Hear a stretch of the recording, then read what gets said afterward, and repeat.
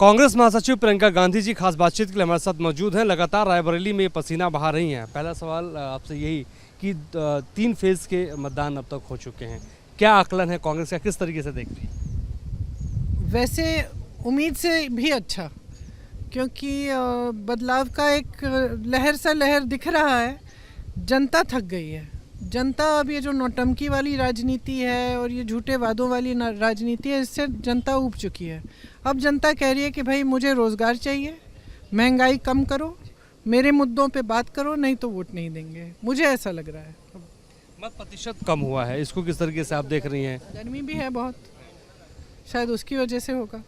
एक बहन लगातार रायबरेली में मेहनत कर रही है, हम देख रहे हैं लगातार नुक्कड़ सभाओं को आप संबोधित कर रही हैं, क्या उम्मीद है? क्योंकि राहुल गांधी इतनी मेहनत करेगा, 4000 किलोमीटर पैदल चलेगा, तो बहन को भी तो कुछ करनी चाहिए ना मेहनत। एक रिश्ता आपका खासतौर पे पुराना हमने यहाँ पे देखा, आप लगातार ये कहती रही हैं, वो रिश्ता क्या कहलाता है?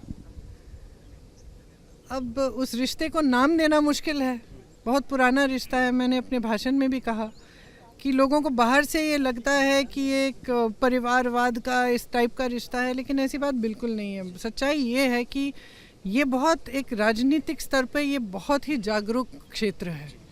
यहाँ 103 साल पहले ब्रिटिश साम्राज्य के खिलाफ किसानों ने आंदोलन किया, और जब वो किसान आंदोलन कर रहे थे तो मोतीलाल नेहरू जी को सुनाई दिया कि किसान आंदोलन कर रहा है, तो जवाहरलाल नेहरू को भेजा और दोनों आए। दोनों यहीं पहली बार गिरफ्तार हुए। तो इसका एकदम जो एक इमेज बनाया जाता है ना, एकदम उसका विपरीत है। क्योंकि हमारा परिवार यहाँ आया क्योंकि जनता जागरूक थी, क्योंकि जनता आंदोलन कर रही थी। तो ये जनता ने जो लोकतंत्र को बनाने और बचाने का काम किया है यहाँ, वहाँ शायद ये एक मिसाल है पूरे देश के लिए। तो हमारा जो रिश्ता है एक तरह से, हाँ राजनीति है, मतलब हमने प्रतिनिधित्व किया है यहाँ का, लेकिन हम सीखते भी हैं जनता से।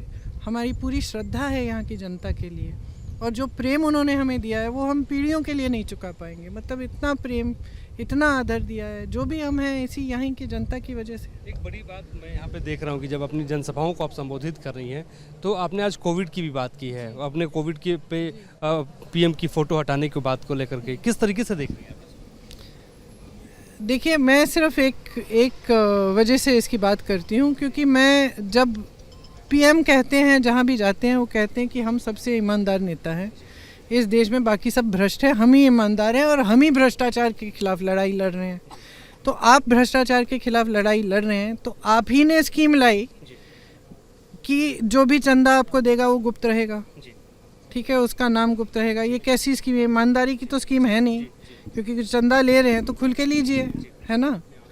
तो मैं इस संदर्भ में कहती हूँ कि इन्होंने चंदा किस किस से लिया? वैक्सीन बनाने वालों से लिया 52 करोड़, जो गुजरात में पुल गिरा उससे लिया, उस कंपनी से लिया, उन कंपनियों से लिया जिस पे पहले छापा मार रहे थे, चंदा लिया, छापे बंद हो गए।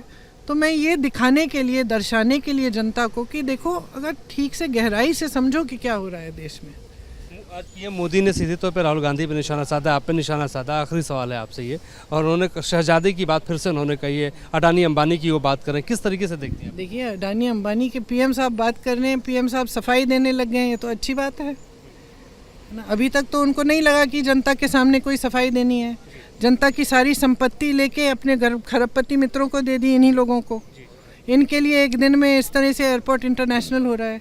आगे जाओ, उसी जगह में थोड़ा आगे जाओ, एयरपोर्ट है ही नहीं लोगों के लिए। तो जो उन्होंने किया है, एक ना एक दिन तो वो बाहर आएगा, एक ना एक दिन तो उसकी सफाई देनी पड़ेगी। अब वो दिन शुरू हो गए हैं, क्योंकि जनता हमेशा के लिए तो आप बेवकूफ़ नहीं बना सकते लोगों को, आप गुमराह नहीं कर सकते। धर्म का नाम कितना इस्तेमाल करेंगे?